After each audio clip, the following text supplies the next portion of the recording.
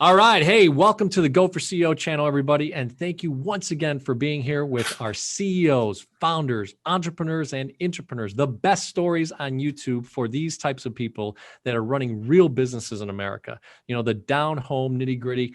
Every day we're talking about marketing, scaling, operations, and all the things that it takes to be a real CEO and actually be driven by mindset and be a CEO of your own business, of your own life. So I've got a special guest today.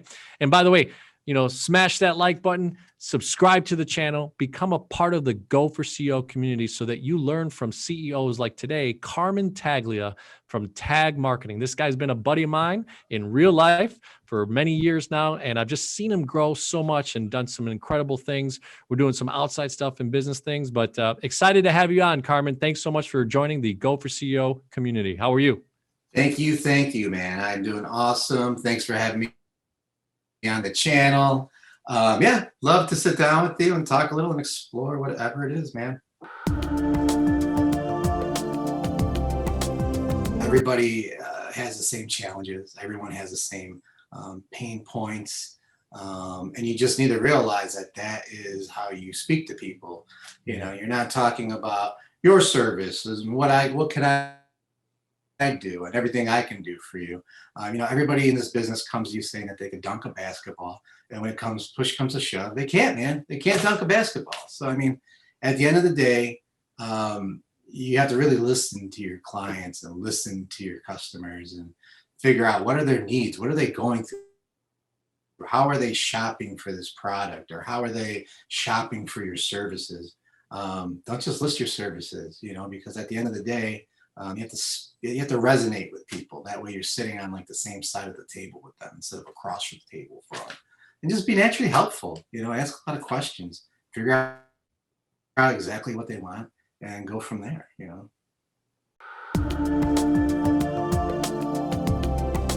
What were some of the ways that you attracted those first clients? I think you said that you were a little bit moonlighting, a little bit double dipping, but tell us that journey of getting those first 2, 3, 4 clients, and what did it mean to you? How did you attract them? Those types of situations to really kind of start to solidify your voyage to go on your own. Well, exactly. Starting off like a lot of businesses, it's referral, word of mouth, pounding the pavement, meeting people. My first set of clients were people that, I was involved with in another way. I wasn't just out there and, you're not a cowboy. You're not the best thing in the world. You don't just like hop up a website and then there it is. Everybody starts off in that same position of referrals, working your referrals, getting business from family, friends, whoever.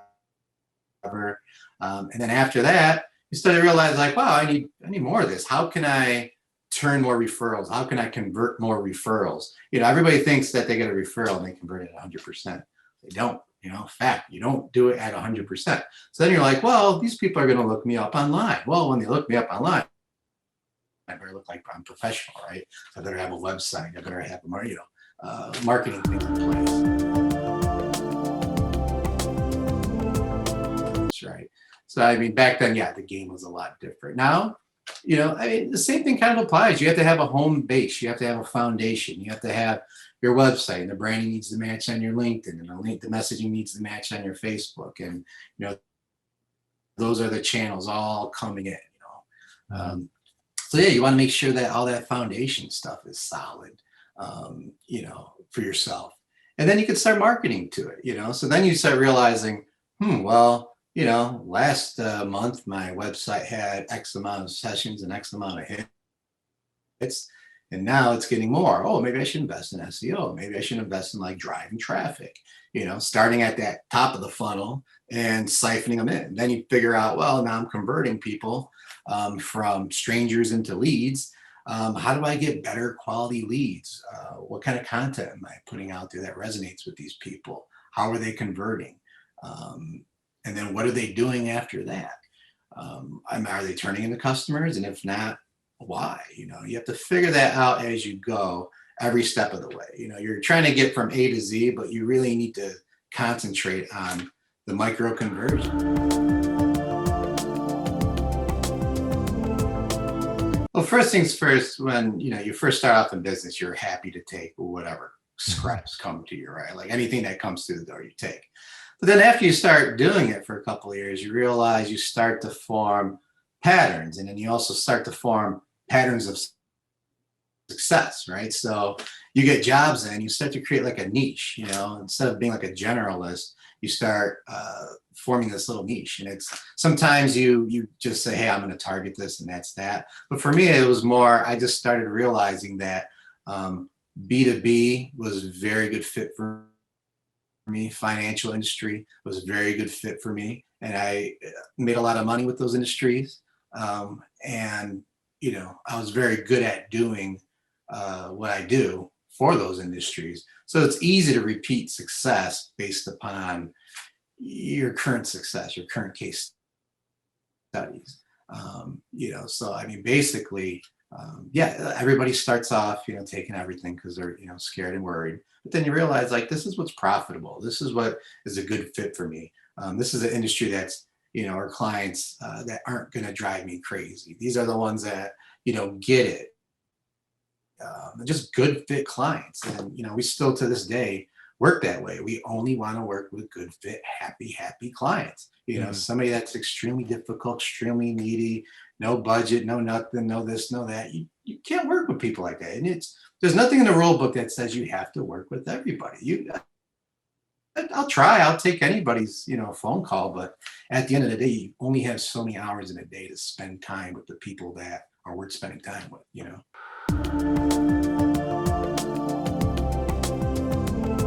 I mean, you as a digital marketer, you have to be very fluid. You have to be very diverse. You can't just be like, all I'm going to do is be a one-trick pony, because that thing might be gone tomorrow. You have to be diversified. You still have to have your niche where, maybe I'm just marketing B2B, or maybe I'm just marketing financial industry, or whatever it may be. But you have to be fluid, because the way that people are getting information is always changing. I've seen over the years, going from no search to straight search, to now people are getting their information purely on social media, to advertising in apps and video games. And you have to follow that journey. It's like a technological timeline that you're kind of also following. They have to go along with for the ride, because what you did today, and I always get this, people always come to me, oh, I used to advertise in the phone book and now it's not working anymore. Well, no kidding, man. The phone book is dead. When was the last time you saw a phone book, man? Like, you have to go to the digital phone book, which is called Google, and then, what's after Google? I mean, Google pretty much is now becoming like the phone book, right? Google, the way that they've even shaped their homepage is different than what it used to look like. Before it was like, oh, organic SEO was king because they gave it so much real estate. And now Google's taking away all that real estate and turning into paid. So, hey, guess what? Google wants you to pay for those ad spaces. They create guaranteed services and shopping ads up at the top. And they did that for a reason, because they want to make more money. So you can't just be like, well, all I do is SEO and I'm not going to pay-per-click. Well, I'm sorry, but that real estate that was on that first page in the search engine results is gone now. You have to pay for it, And then mind you, you have to also do social media advertising and reaching your audiences there. So I mean, you have to be fluid. You can't just be stuck in a one kind of mindset that this is all I'm going to do and that's what I'm going to do every day. You have to stay diversified and keep your mind open as to what are the trends. We get a lot of reports on what are the newest trends, where are marketers putting their money, where are companies putting their money. We follow that. You don't want to be the dinosaur. You don't want to be the cotton gin. You want to stay on top of something. I know last year, 2020 was not an easy year for most people. Can you tell us a little bit about just the pivoting mindset, right? And then as we kind of finish up the interview here, we'll go over through our CEO process of client experience, employee engagement, and operational excellence. But let's talk a little bit about, because I think people would get a lot of value out of that pivoting mindset and what you did last year as things were kind of escalating with the pandemic and everything. And I know you're more of a digital kind of virtual company. Anything that you could share with the audience that you did well in pivoting? Well, I mean, obviously with the last year with COVID, it taught us a lot, right? I mean, if anything, it taught us how to be more granular in your business, to really set up your business for success this year. I mean, last year, everybody was chopping the fat, man. Everybody was, taking whatever wasn't used, whether it be unused software, unused payroll, unused, property, unused marketing budgets, whatever it may be. And it really made you dive into the books and really concentrate what is succeeding, what is working. So that way this year, you're more efficient. I mean, it's almost like last year, you came in as a 400-pound gorilla and you lost all this weight, and now you're agile, right? You're like in shape, you're ready to go. So far, I mean, Q1, I've already done my end of quarter books, and they're great. They're awesome. They're with, where we were pre-COVID. And the same thing with our clients. Last year, they went through the same worries, the same headaches, the same stuff that we went through. A lot of them tried to chop a lot of their marketing budgets and go down to next to nothing. And I had to kind of talk them off the ledge that, hey, this is going to get better. This is going to be better. When it does get better, you want to be able to hit the ground running. You don't want to be 10 steps behind because everybody else has been moving forward, right? So this year, it's COVID is very impactful for all business. And I think this year you're going to see a lot of success in business, and people are really serious about business and their companies this year. So yeah, I'm excited for this year. And so far, so good. We had a rock star Q1, and I want to continue that throughout the year. And same thing for my clients. I have a lot of different clients in a lot of different industries, and same thing. They're putting the COVID behind them, and they're moving forward. Some clients, they actually did better than average on during COVID, and they thought they were going to have very pitiful years. I think just getting over that anxiety at first was a big deal. And now that they're done with the anxiety, now that they see that they're going to be okay, they're okay. And now they're just going to be successful. Interesting, right? I think I'm not going to quote this perfect, but Warren Buffett talks about buying the fear, right? Dive into the fear even more, because what happens, like you just said, some of your clients were kind of freaking out. Where do I cut the fat? Where do I cut the fat? Really, the fat wasn't marketing. The fat was maybe, unfortunately, some things that they were overspending on or doing other stuff. But marketing should have been like something they dove into more fierce. So it's pretty awesome to hear that you coached your clients to understand, like, hey, if you get through this next 6 to 12 months and you actually put implementations of systems and marketing and things that get your name out there, you're going to be 10 times ahead, which goes to show that you took your own words, right? Your first quarter was basically as good as your best quarters out there at your highest times. So that's pretty awesome in 3 months to recover to a great pace. So kudos to you.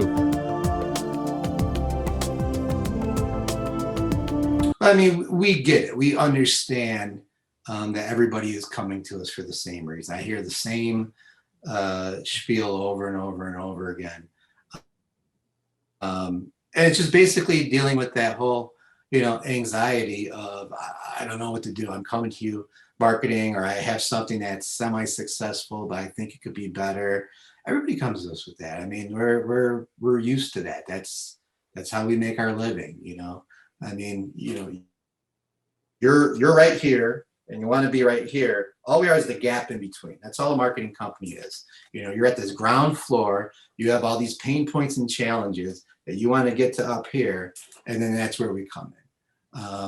And we do it with a set process, just like when you go to a restaurant, you just don't walk into a restaurant and go, what kind of ingredients do you guys have? What are you guys going to make me today? No, I mean, you have a set list of, if this is what you're trying, if this is the ailment that you have that you're trying to rectify, what do I need? What is the marketing deliverable that's going to take care of that? So that's basically how, I would spin the process, Yeah, just Google me, Carmen Taglia or Tag Marketing Chicago. And, proof is in the pudding. We do our own marketing, we do our own SEO. So we're right at the top of the page when you Google that, or you could just type in tag-ad.com, or look me up on Facebook. I have a very unique name, Carmen Taglia. So it's not tough to find me.